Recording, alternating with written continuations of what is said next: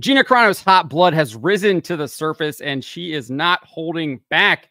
She went after her fellow Star Wars actor, Mark Hamill, and absolutely obliterated him after he lied, about President Donald Trump taking a nap at the Republican National Convention. Before we get to this, I'd like to ask you, please hit that subscribe button, hit that bell for notifications so you don't miss any of our future videos here at the Trump Report. Also, hit that like button so we get this video through the YouTube algorithm and more people can see it. Before we get to this article, I'd like to bring on my guest, John Delarose, here to discuss this story with me. How are you doing, sir? Hey, pretty good, John. Good to be with you. It's always good to have you on the Trent Report here. I'm hearing that I've seen multiple comments actually confusing us in our YouTube channels, which is pretty fun. Well, you did take my name, but you're missing the H there, so you also I think your name is like of Rice, so you're the #1 leading Hispanic science fiction writer. I do not do science fiction at this point. I appreciate it. And yes, if I would appreciate everybody if you go to Amazon, just check out my name here. And I've got some great books for people who are sick of Star Wars and sick of what they've done with it. I think you'll enjoy the stuff that I do. Yeah, if you watch that Acolyte episode 8, you know how terrible they have done. But let's get on to this here. Gina Carano absolutely obliterated Mark Hamill here, calling him a talking piece of dung. She's really pulling the gloves off here. Usually she doesn't do any kind of name calling or anything like that, but clearly she's not happy with Mark Hamill and with the way that the Walt Disney Company and Lucasfilm protect people like him while trying to destroy her and her life. So this is what Mark Hamill posted on X. For once, I'm with him. #GOP snoozefest, and then shared an image of Donald Trump clearly in prayer or in some kind of meditation. He's obviously not sleeping. And then Mark Hamill there pretending that he's sleeping on a chair or couch with his hands underneath of his head. Who actually sleeps like that? I know that that's like kind of the language that we use, like, oh, I'm going to put you to sleep, etc. But I don't know anyone who actually sleeps with their hands under their head like that. Do you? No. Let me think. No. Yeah, not even my kids do that. And they sleep in like all kinds of crazy, weird positions, and they don't do that. But Gina Carano, funny. What I see here immediately is that Gina Carano's got so much lawsuit fodder coming out of these last few days, just with the crazy leftist reactions that are happening. And I'm very excited to see how that wrongful termination suit goes forward. But continue. Yeah, it's almost a shame that she had to like defend the motion to dismiss before all this stuff came out, because even more stuff has come out now that would kind of almost add to her case. And if that motion to dismiss does indeed kind of get dismissed, she's probably going to be adding this to the the lawsuit here. But she rebuked him. She says it's called praying, Mark. Trump was closing his eyes in prayer. The man was just shot a few days ago, almost losing his life, and another man took that bullet and died protecting his family. What happened to all that talk about not spreading misinformation and disinformation just doesn't count when you do it, huh? Rules for thee, not for me. How's that white Democrat male privilege treating you? Been fired from any jobs recently? She continued saying, it really makes you wonder what the deep state has on you for you to have your head so permanently jammed up their butt to where all you've become is their walking, talking piece of dung. Beautiful. Absolutely. Yeah. Have you enjoyed all your political free speech and Hitler analogies without any repercussions the past 8 years? Don't worry. We have them all saved. Strange you weren't canceled or called out for any of it. I wonder if that time is fast approaching for you. Have a good nap. Like absolutely torching Mark Hamill there. Yeah, and it's well deserved. And if people need some context on this, this is not the first tweet he's been making about President Trump since the assassination. He made a very tacky tweet the other day also in which he was criticizing Trump's bandage. I mean, like the dumbest take I've ever seen. And you can see that that Mark Hamill really has turned to the dark side. He's letting the hate flow through him, and it's on full display. This is just pure hatred with nothing else. He's got no thought to it. It's just anger, hate all the time from him. And with Gina Carano's remark about the, what do they have on him? I just think it's a little simpler than that. And yes, a great example of just terrible, hateful tweet right here. I think he's getting paid. I think the DNC has him as a paid operative. They see that he's got 5 million followers because it doesn't make any sense. If you go to his timeline, he never tweets about his roles in Star Wars or anything else. It's just Trump, Trump, Trump, Trump, Trump, Trump, Trump, and nothing else. And so it speaks to me as somebody who's been bought off. Yeah, and he always is usually with it, like when he is posting, it's usually like DNC talking points for the most part. It's very kind of canned language, or he's trying to obviously like make ridiculous memes. It proves the point that the left can't meme, right?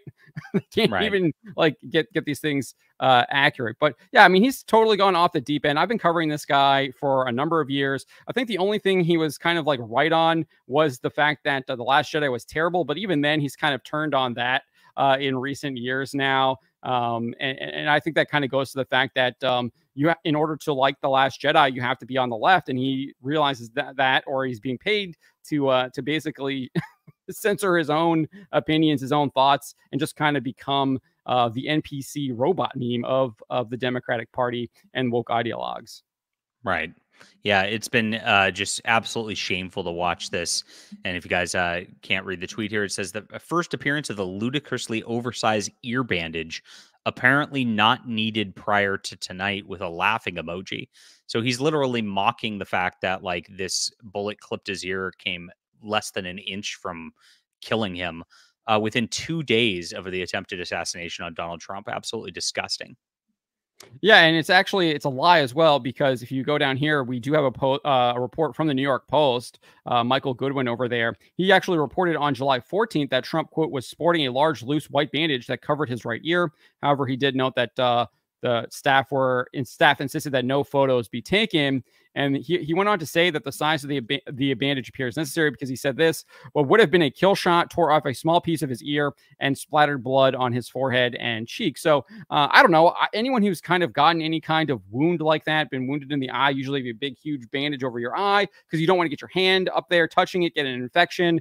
I see the same thing for this ear. Like, obviously, he has a huge chunk of his ear shot off. We can't see it because of the bandage, but it's clearly that big bandage is there for a reason. It's not just for show. It's likely so he doesn't like constantly be touching his ear and getting it infected and everything that could potentially happen. Right. Yeah. I mean, it's pretty common. I mean, exactly what the medical procedures are on this kind of thing. You want to make sure somebody doesn't touch it, like you said. Want to make sure it's just not exposed to the elements for something to get in there, some kind of bacteria. Trump was probably given some pain medication and probably given some antibiotics to prevent infection, and that's about all you can do.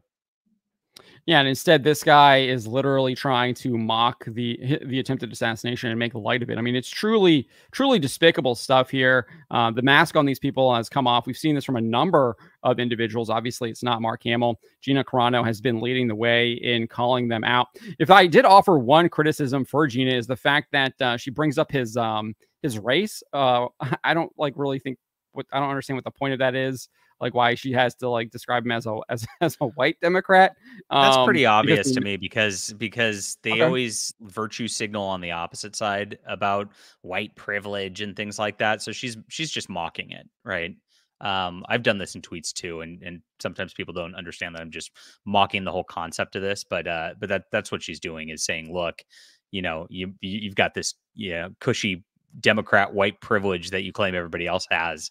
And so she's just trying to just highlight how stupid their own talking points are. Yeah, I get that, but I also feel like you don't want to like buy into their narrative either, and then that's kind of where I would kind of push back on that. I don't think we should be buying into this kind of divisive narrative that they push, even if you are trying to mock it and point it out, because obviously we know that it's not just it's not about his skin color that's giving him privilege, because we've seen Pedro Pascal post almost as disgusting things in the past previously, and he is Hispanic. So it's really not about that. It's more about the political privilege that he has, and his political positions and his ideological positions. Very true. I agree with you. So I that's like my only kind of criticism that I have for Gina. I think she's absolutely the rest of it is awesome. You can tell that that hot blood came to the surface there. She's ready to punch back, and it's not like that she went after Mark Hamill first. It's Mark Hamill decided to go after President Trump, and he's done it on repeated occasions. He's making light of an assassination attempt. It's absolutely sick. It's absolutely disgusting. It's vile. I think that the Walt Disney Company should indeed issue a statement condemning Mark Hamill and firing him if they were going to be consistent in any matter. And I don't think that they will. I don't think that they are consistent. And I think, like you said at almost the beginning of this video, is this just gives more fuel to Gina's lawsuit. And I think it's just more evidence that Gina's lawsuit has a ton of merit. And I hope indeed it does. That motion to dismiss gets dismissed. She goes forward, and she gets into discovery and continues to move forward in that process. Yes, agreed. And we're going to see so much come to light. Of course, James O'Keefe did a wonderful expose on just how evil Disney is over the past few weeks. If you guys have not seen that, I recommend going and checking out those videos, because he found just the hypocrisy on full display. He found that there are 100% discriminatory firing practices and hiring practices going on, and even within promotions within the own company there. They exist. They're on record now. And I think we're going to see a lot more lawsuits going forward, and maybe even a class action one, because Disney really, really has overstepped their boundaries. Yes, 100%. And I also think one of the things that we might see as well is that there was this huge Disney leak, almost like, I think they were saying like over a terabyte of data. One of the things that's already come out is this Jeremy Renner app. Apparently he had an app just about him, and he was kind of running it, and Disney wanted him to shut it down because I guess it violated some kind of rights issues, because I guess he had signed off the use of his rights to the Walt Disney Company for certain things when it came to like app creation and things like that. So they literally conjured up a marketing campaign to blame users of the app for shutting the app down, instead of just saying like, hey, this is an issue with the rights issues, and that's why we have to shut it down. Instead of telling the truth, they literally created a marketing campaign to blame users of the app for why it had to be shut down. And this is something that we have repeatedly talked about, that this is what the Walt Disney Company does. They use outlets like Variety, Hollywood Reporter, Gina Carano has called this out.